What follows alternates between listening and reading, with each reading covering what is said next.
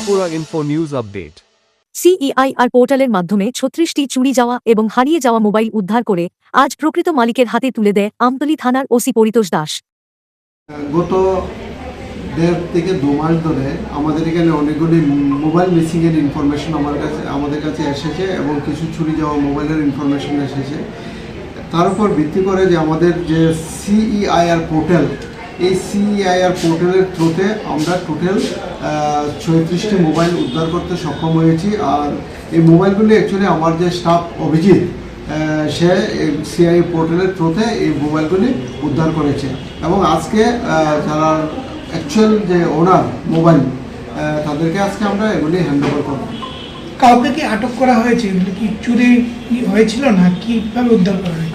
কিছু মোবাইল আপনার চুরিরও ছিল, কিছু মোবাইল মানে মিসিংও ছিল। আমরা মোবাইলগুলি উদ্ধার করেছি। অ্যাকচুয়ালি যে সিআইআর পোর্টাল যেটা আছে, সেই সিআইআর পোর্টালের মধ্যে যদি কেউ নতুন সিম ইনসার্ট করে, এগুলিতে আমাদের কাছে ইনফরমেশন চলে আসে এবং এর ভিত্তিতে আমরা এগুলি রিকভার করতে সক্ষম হয়েছি। এবং যার কাছ থেকে আমরা মানে প্রেজেন্টলি যার কাছ থেকে আমরা মোবাইলগুলি নিয়েছি, অ্যাকচুয়ালি তাদের ইনভলভমেন্ট কিছু পাওয়া যায়নি। তারা অনেক সময় দেখা গেছে যে তারা পুরান মোবাইল টাকা দিয়ে কিনেছে এবং যারা এই চুরি করেছিল এবং তাদেরকেও আমরা শনাক্ত করার জন্য আমাদের চেষ্টা চলছে।